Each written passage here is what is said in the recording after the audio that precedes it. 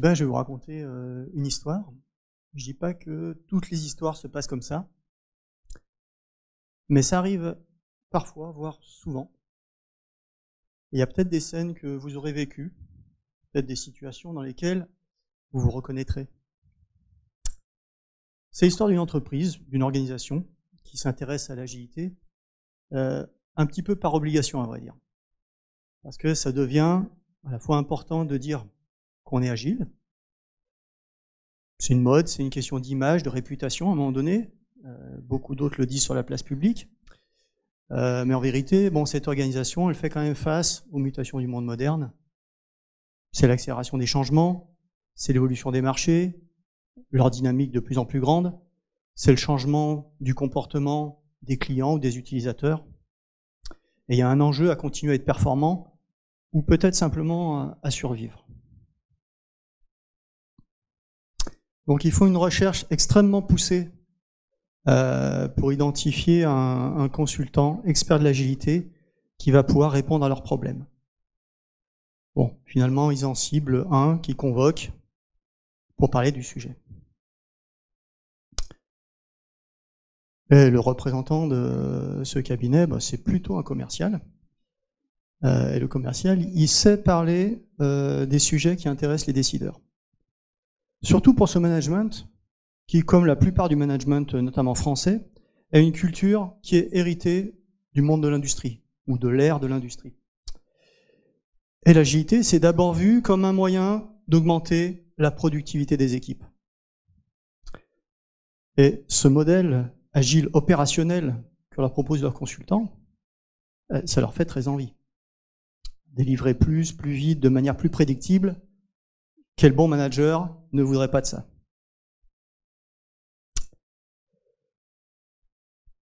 Le consultant, il cultive les croyances de ce management.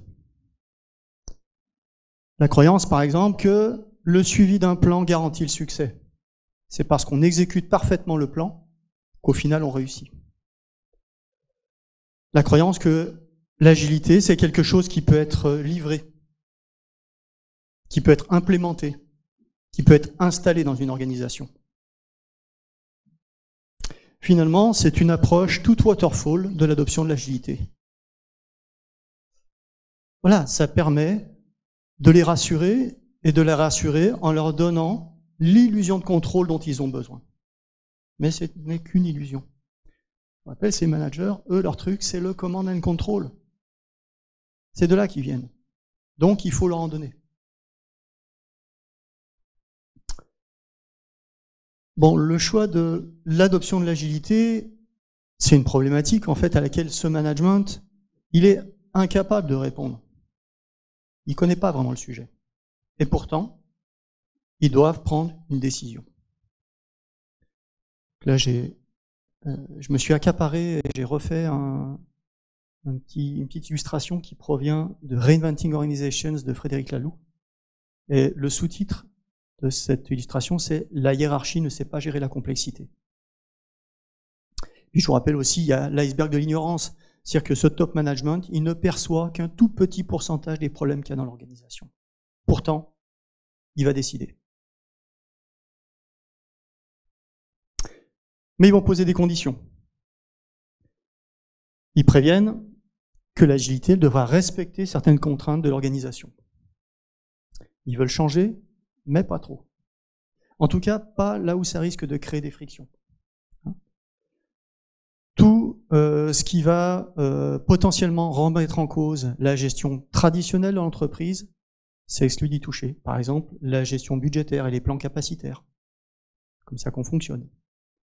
La gestion du travail sous forme de projet. Avec un début, une fin, des équipes qu'on construit, qu'on déconstruit. Et puis, une limite quand même qui existe entre l'IT et le business, par exemple, dans cette organisation.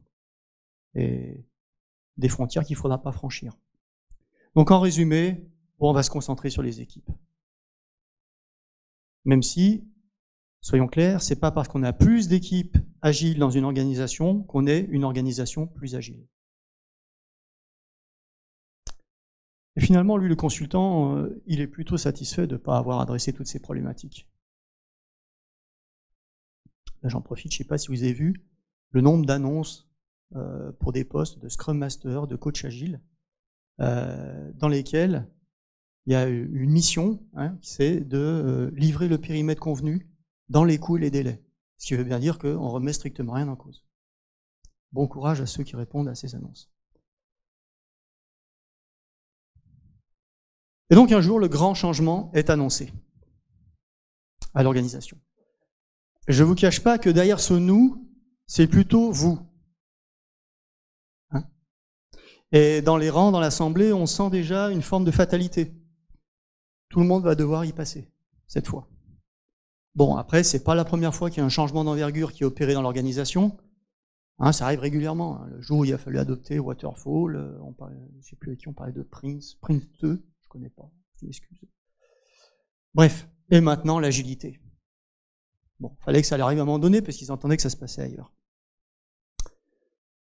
Bon, par contre, les véritables motivations et objectifs de cette transformation ne sont pas forcément très très clairs. Hein. Puis quand ils demandent, c'est en fait vous ne pouvez pas comprendre déjà. Par contre, ce qu'ils savent, c'est qu'a priori, ils n'auront pas trop le choix sur la manière de faire ça, quoi. Hein. D'ailleurs, c'est pour ça qu'il y a des experts de l'agilité qui sont là, parce qu'ils ne savent pas comment s'y prendre, normalement.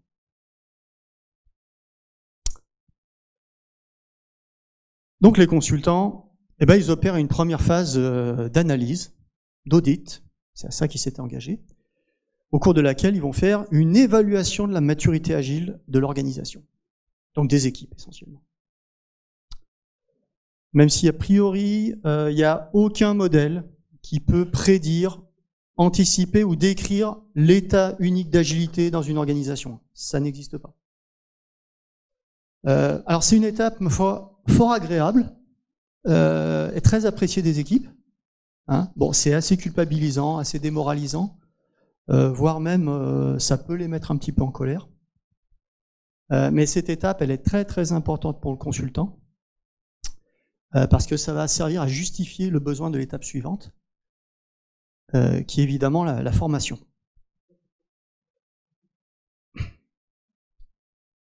Donc il y avait la conférence de Thomas Chopin tout à l'heure qui parlait de désapprendre pour apprendre, de déconstruire pour reconstruire. Alors là, ils déconstruisent pas, ils détruisent. Hein.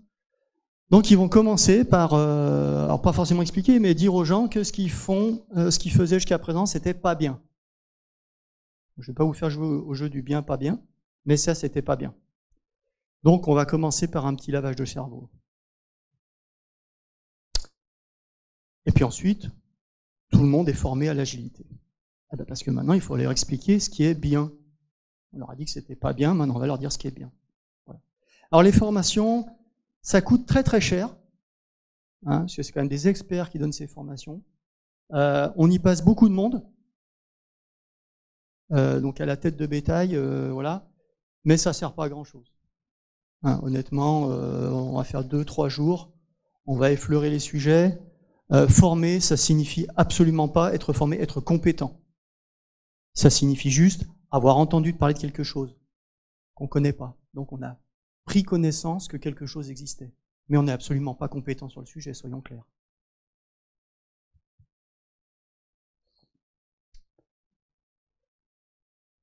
Et puis donc, vous avez lu quelque chose qui vous interpelle ? Donc le consultant va mettre en œuvre la transformation. Alors ça consiste surtout par des changements de surface. Hein. De toute façon, on leur a dit, les vrais enjeux de l'organisation, vous n'y touchez pas. Par exemple, on va changer le titre des personnes. Alors ça, qui n'a pas vécu, non, maintenant c'est plus chef de projet, c'est product owner. Ou si le gars a un petit peu d'humanité dans le fond de l'œil, il sera Scrum Master.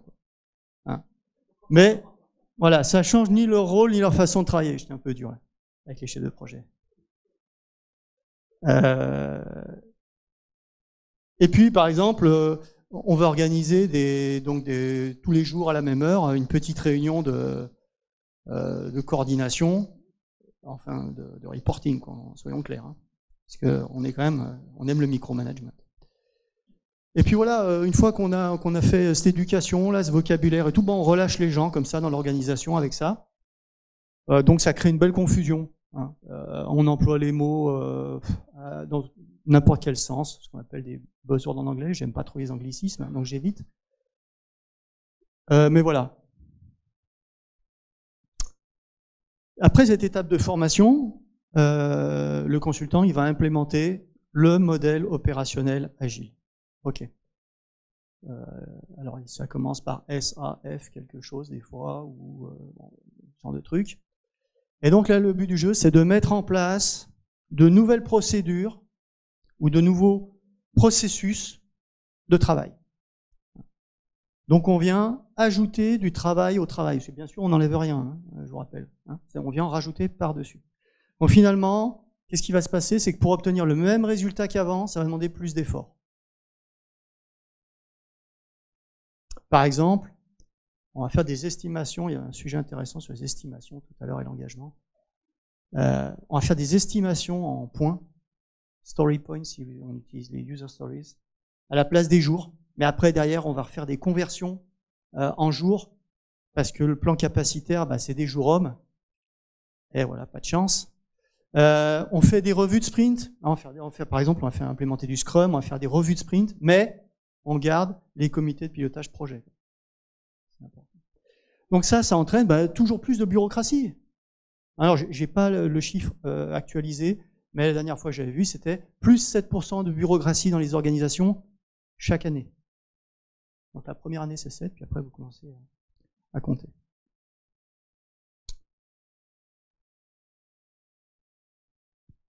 Le consultant,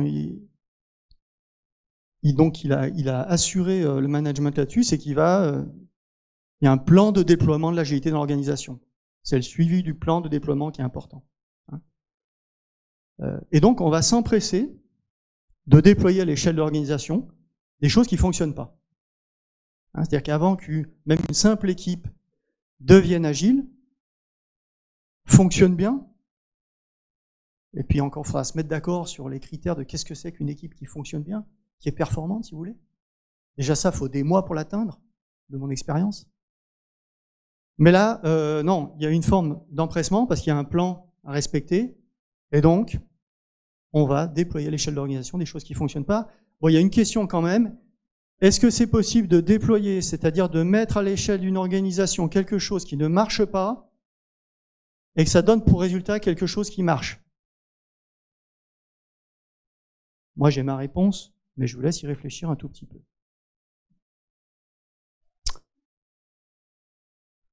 Au bout de plusieurs mois, on va déclarer le succès de la transformation agile. C'est toujours comme ça, c'est toujours un succès. Mais la mesure de ce succès, elle se fait sur des bases assez discutables. Soit ce sont ce qu'on appelle vanity metrics, des mesures vaniteuses, ou qui font l'objet de jeux. Par exemple, tiens, je dois multiplier la vélocité par 2, pour ceux qui utilisent la vélocité en Scrum, etc. Bah, c'est pas un problème, je vais estimer 2 fois plus en story points les user stories. Celle qui valait 3, je la passe à 5, celle qui valait 5, maintenant je la passe à 8, et ma vélocité va augmenter toute seule. L'objectif sera atteint.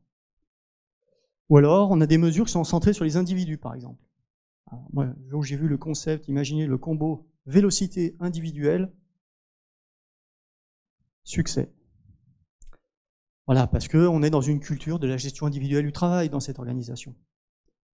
Ou alors, il y a éventuellement des métriques assez hasardeuses, telles que la valeur livrée. Voilà, l'augmentation de la valeur délivrée. Alors, donnez-moi un seul endroit où vous avez vu une capacité à établir ce que c'est que la valeur qui est délivrée. La fameuse business value. Encore un bien joli concept.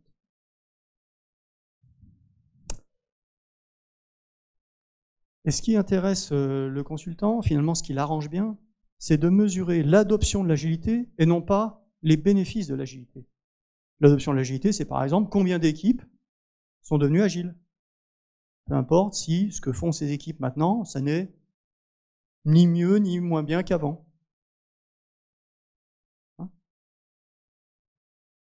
On est d'accord que être agile, je pense que vous le savez, c'est pas l'objectif en soi, ça n'est qu'un moyen. Par exemple, tiens, on a toutes les équipes font des rétrospectives, par exemple. Ouais, j'ai entendu. Ok. Est-ce que pour autant, le travail est plus fluide? Est-ce que pour autant, il y a moins de dépendance dans l'organisation? Est-ce que pour autant, les gens ont plus de plaisir à travailler? Donc tout ça, ça crée une belle illusion d'agilité, encore une fois.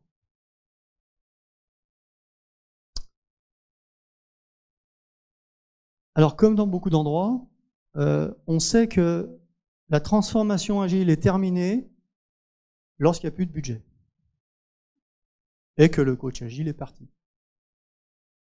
Ça, normalement, c'est le signal pour dire c'est fini et en plus, on a réussi, donc le coach peut partir. Donc, dans le meilleur des cas, chacun est devenu un petit peu agile, hein, mais dans son silo. Ouais. Le problème, c'est que cette transformation, elle a pu apporter des choses intéressantes, mais elle a aussi causé de nombreux dégâts. Et sûrement qu'elle a fait plus de mal que de bien. Et cette histoire, moi, je la connais assez bien parce que je l'ai vécue. Et rétrospectivement, je suis assez d'accord avec ça.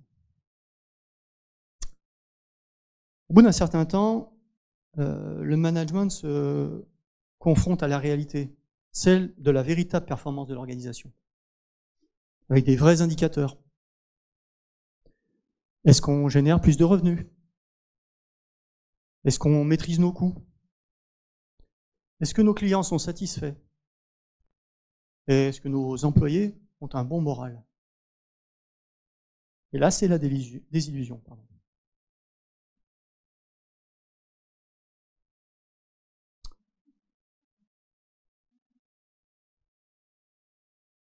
La fin de la transformation agile a été déclarée, les experts agiles sont partis. Ce qu'on constate, c'est que les équipes, elles abandonnent assez rapidement les changements récents qui avaient été opérés ou qui étaient encore en cours et reprennent leurs anciennes manières de travailler. Ce qui démontre que les changements, ils n'étaient pas ancrés et que les nouvelles manières de travailler qui avaient été prônées, elles n'ont pas été véritablement adoptées. Et puis ces vagues de changements, finalement, elles se succèdent dans l'organisation. Parfois sans même qu'on ait pu mesurer les effets, positifs ou non, du changement précédent.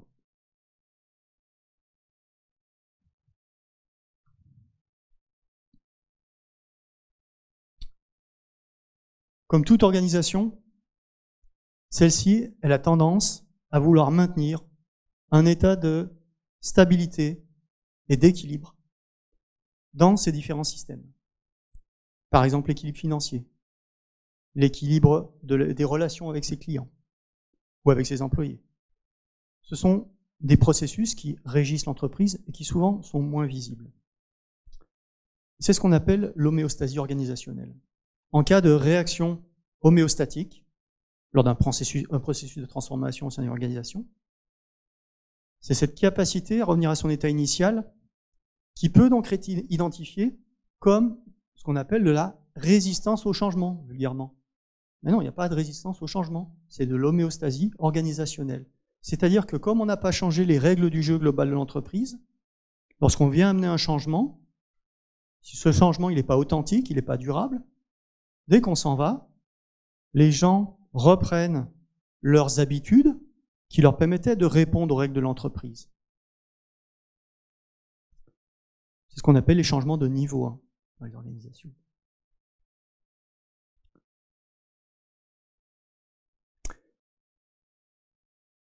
Donc la métaphore, c'est le marteau d'Abraham Maslow, qui dit que lorsqu'on n'a qu'un marteau, tous les problèmes ressemblent à des clous. Et là, le management, il prend conscience, finalement, qu'il n'y a pas de solution unique ou universelle, celle qui a été vendue par ce consultant.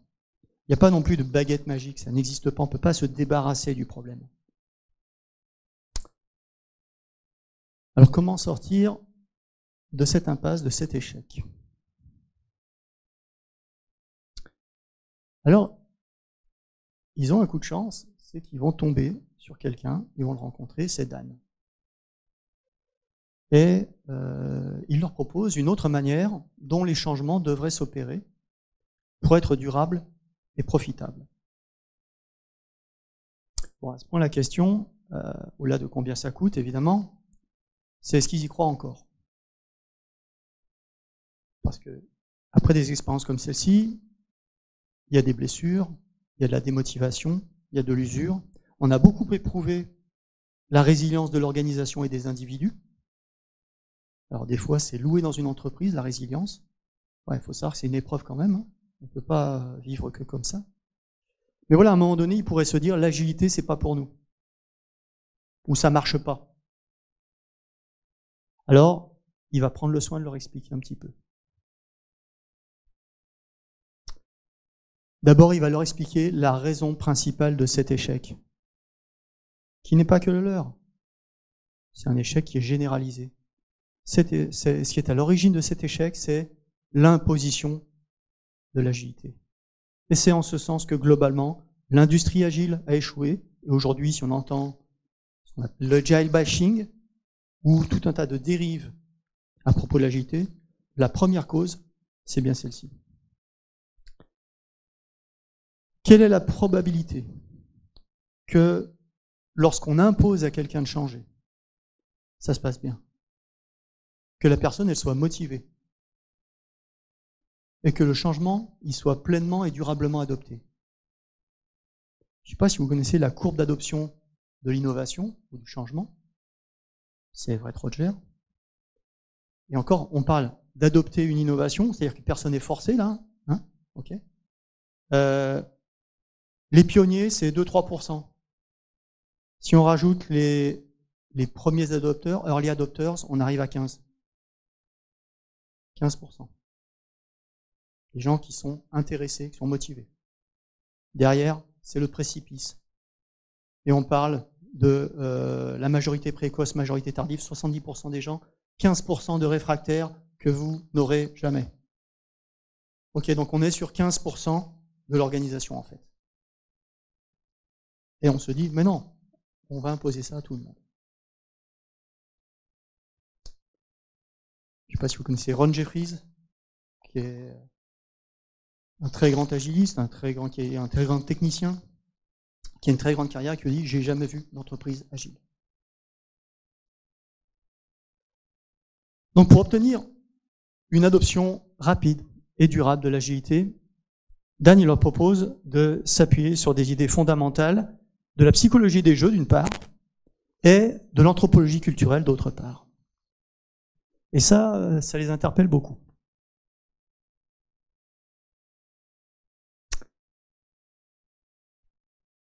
Ce qu'il leur dit, c'est qu'on pourrait dire que si les conditions essentielles du bonheur au travail sont présentes, les personnes, elles éprouvent du plaisir, de la satisfaction, potentiellement un vrai sentiment de bien-être. Un peu comme dans un bon jeu. Donc l'idée, c'est d'utiliser les mécaniques des jeux pour rendre l'adoption de l'agilité plaisante.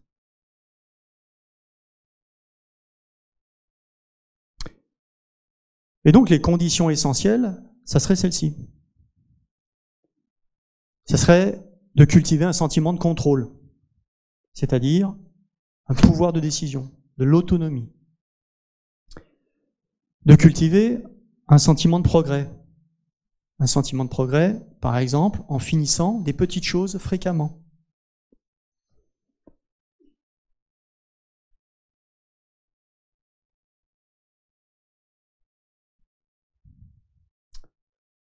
Un sentiment d'appartenance et d'adhésion.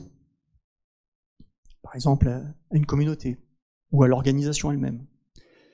Le sentiment d'avoir un but et un sens plus large, quelque chose de grand qui nous dépasse un peu et qui va donner du sens à ce qu'on fait.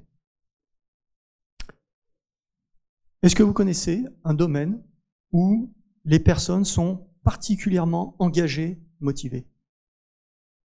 Un domaine dans lequel il y a un haut niveau d'exigence. Ces personnes-là, lorsque ça ne marche pas, elles recommencent.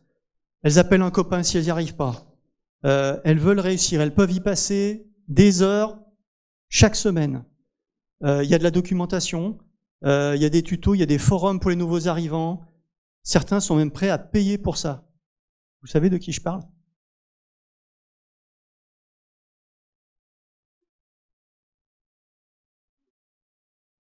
Les joueurs de jeux vidéo. J'en ai un à la maison.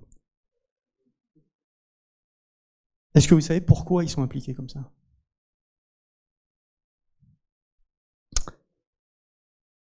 Il y a 4 choses qui constituent un bon jeu. 4 propriétés de base. Et vous allez voir, j'enfonce des portes ouvertes. D'abord, il y a un objectif clair.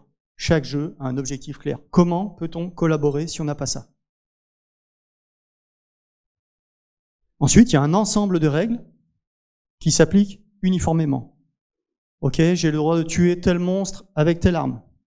Cette arme, elle fonctionne sur Terre, mais pas sous la mer, etc. Dans les organisations, ça pourrait être, j'ai le droit d'utiliser des technos qui font partie de cette liste, qui sont les technologies qu'on maîtrise dans l'entreprise. Ok? À partir de là, je suis autonome pour décider. Objectif clair, ensemble de règles qui s'appliquent uniformément. Troisième chose, un moyen clair d'avoir du feedback et de suivre la progression. Ok? Je tue tel monstre, je gagne 100 points. Dans cette salle au trésor, je l'ouvre, il y a 28 pièces d'or. Ok. Ça rapporte. Dans notre domaine, j'ai livré cette fonctionnalité, il y a 20% des utilisateurs qui l'utilisent. Je ne sais pas si vous avez la joie d'avoir cette mesure-là. Ok, c'est des bonnes mesures. Dernier point, chaque joueur a le choix de participer ou non. Ça se fait avec son consentement. Aucun joueur n'est obligé de jouer. L'entreprise, on y est, on est obligé d'y être. Ok, on n'a pas le choix. Le choix, ça peut être de partir. Hein. Ok, mais bon, pyramide de Maslow, salaire, stabilité de l'emploi, etc. On a des besoins primaires. Donc, un objectif clair, des règles claires, du feedback, pouvoir suivre notre progression, avoir le choix. Voilà, essayons de faire de l'adoption de l'agilité un bon jeu. Et donc, il donne au management une première clé. Puisqu'il leur a dit que imposer l'agilité, ça ne fonctionne pas. En tout cas, imposer l'adoption de l'agilité, ça réduit le potentiel d'engagement des personnes. Ok. À l'inverse, accepter une invitation, ou la refuser, mais accepter une invitation, ça augmente le sentiment de contrôle. C'est moi qui ai décidé d'accepter cette invitation. Donc déjà, ma décision, c'est un premier engagement. Accepter une invitation, ça augmente aussi le sentiment d'appartenance et d'inclusion. Je fais partie des gens qui ont accepté l'invitation. Et c'est pas tout le monde en l'occurrence. Et lorsque le management remet une invitation, qu'est-ce qui se passe en fonction du nombre de personnes qui acceptent? Imaginons, le management lance cette invitation à devenir agile. Et personne n'accepte. Malgré sa volonté initiale, que son organisation devienne agile. Est-ce qu'il n'y a pas un indice ici? Est-ce qu'il n'y a pas un signal? À l'inverse, imaginons que tout le monde accepte. C'est un autre signal. Après, il y a toutes les nuances au milieu. Hein? Donc l'invitation, c'est le seul moyen pour construire un changement avec des personnes engagées et motivées. Il y a une statistique qui sort de manière très régulière, qui est mise à jour, mais dont le chiffre ne varie quasiment pas. Est-ce que vous connaissez le niveau d'engagement des personnes dans leur travail aujourd'hui, par exemple en France? Alors 11, c'est sur l'Europe, mais le chiffre est juste. 7%. Seulement 7% des employés se disent engagés dans leur travail aujourd'hui en France. 74% se disent non engagés, et les autres sont déjà en recherche d'emploi ailleurs depuis longtemps. Ils n'ont qu'une envie, c'est de partir. Ok, donc je vous rappelle, 7% des personnes engagées dans leur travail. Tout à l'heure, on a parlé de seulement quelques pionniers et adopteurs précoces. Vous voyez le pourcentage qui reste à la fin dans une organisation, même de plusieurs centaines de personnes. Je vous laisse imaginer dans ma PME de 40.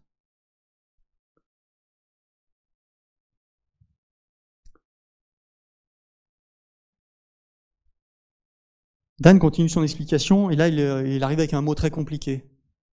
Certains connaissent ce mot liminalité. On va gagner une définition. Surtout, il leur explique l'importance de la liminalité dans les changements. Un état liminal, c'est un état transitoire de l'être, en gros. C'est une espèce de no man's land, de transition, de confusion, de stress et de flou. Et en fait, ça, c'est lié à une période d'apprentissage. Lorsqu'on est dans une phase d'apprentissage, on se retrouve en fait dans un état liminal, puisqu'on fait face à quelque chose qu'on ne connaît pas. Et n'oublions pas que donc l'adoption de l'agilité, ça implique un changement de pensée, ok, et ça peut causer une forme d'inquiétude. Et en tout cas, ça crée de la liminalité. Donc l'introduction de l'agilité, indéniablement, ça crée de la liminalité dans l'organisation. Est-ce que vous avez déjà seulement entendu une fois quelqu'un qui était en charge d'une transformation dans une entreprise, soit en parler, soit il vous a semblé qu'il prenait ça en considération? En tout cas, pas les consultants qu'on a vus là. Hein. Et lorsque les gens ils font face à une transition inconfortable telle que celle-ci, qu'est-ce qu'ils ont tendance à faire? Ils ont tendance à faire demi-tour et à retourner là où ils se sentent en sécurité. Je vous ai parlé d'homéostasie organisationnelle tout à l'heure. Pour atténuer cette problématique, il leur propose d'utiliser un dispositif culturel bien connu qui s'appelle le rite de passage.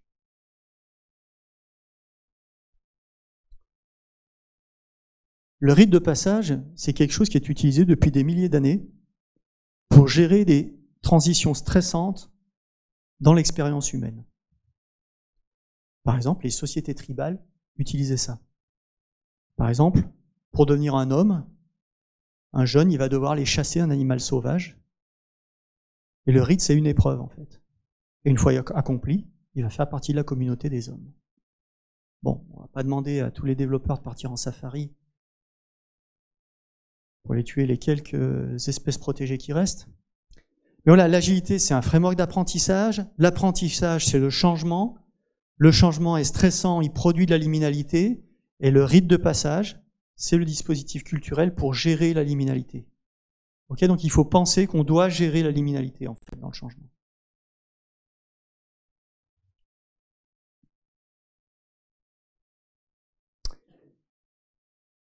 Dans le cas de l'adoption de l'agilité dans les organisations, le rite de passage, il est intentionnellement conçu dans sa proposition.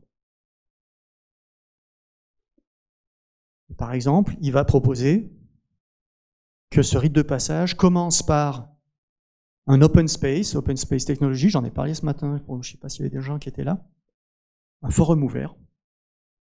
Il va commencer et finir avec un événement de ce type. L'open space, comme je disais ce matin, ça génère un haut niveau d'engagement des participants, volontaires, des participants volontaires. Et entre les deux, on va concevoir une expérience pour gérer le stress causé par la transition, par le changement. Par exemple, 3 mois. Une expérience, c'est travailler sur un petit périmètre. On a parlé tout à l'heure d'un sentiment de progrès, finir des petites choses, donc travaillons sur un petit périmètre. Une expérience, c'est faire les choses à la place de ce qu'on faisait avant, plutôt que de faire en plus. Tout à l'heure, on a vu, on rajoutait du travail au travail, des procédures aux procédures ou au processus. Non, on doit remplacer les choses. C'est le seul moyen qu'on aura de mesurer le véritable impact du changement. Et puis il faut les finir ces choses pour pouvoir porter un vrai regard dessus et pour pouvoir mesurer l'impact qu'on imagine. L'autre intérêt de l'expérience, c'est que si on échoue, on se fait pas trop mal. Et puis on peut échouer, mais on aura appris durant cette période. Ok, et dans ce cas-là, dans ce cas de l'adoption de l'agilité, finalement, l'open space technology, l'expérience, on va l'aligner sur le manifeste agile.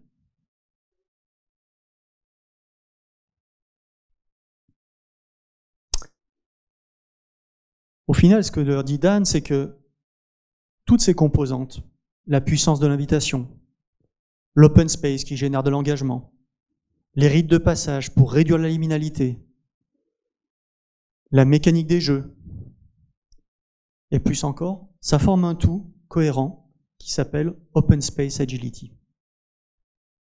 Open Space Agility, c'est pas un modèle d'agilité, c'est un modèle d'apprentissage.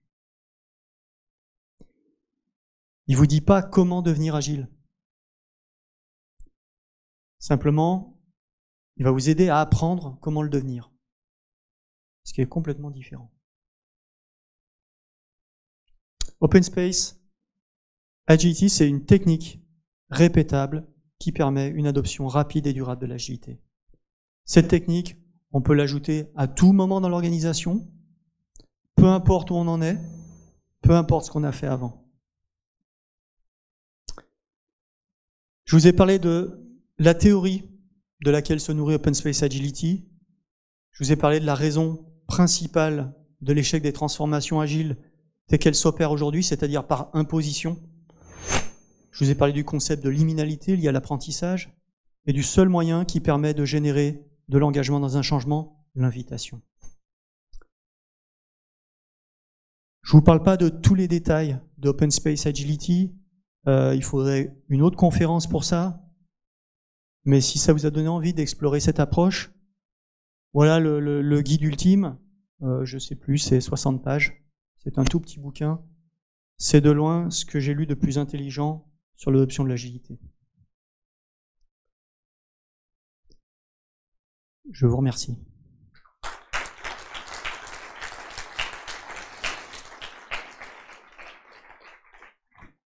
En complément, donc, je vous suggère quelques lectures. Donc, je viens d'évoquer Open Space Agility Handbook, Inviting Leadership pour le changement de posture des leaders et devenir des leaders qui invitent au changement. Et j'ai fait une toute petite référence au livre. Alors moi, j'ai la version illustrée parce que j'ai pas eu le courage de lire le bouquin de 500 pages, mais la version illustrée qui est très très bien du bouquin de Frédéric Laloux, Reinventing Organizations.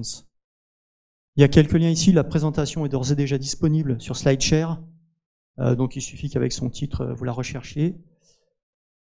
Je m'appelle Laurence Pézère, j'ai différents rôles, je travaille dans une petite PME, après avoir été consultant pendant longtemps, développeur, Scrum Master, coach agile, j'aime bien la facilitation graphique, je ne l'ai pas dit tout à l'heure ça, j'ai même un blog, La Bulle Agile, voilà.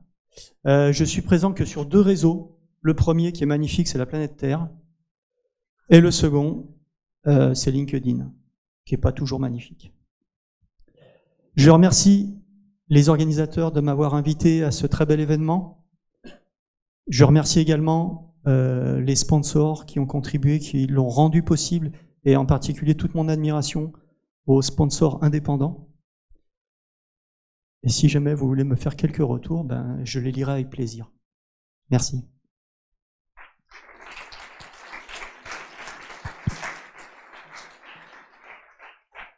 Est-ce que tu suggères qu'on a 2 minutes pour quelques questions? 5, non, c'est ça? 5.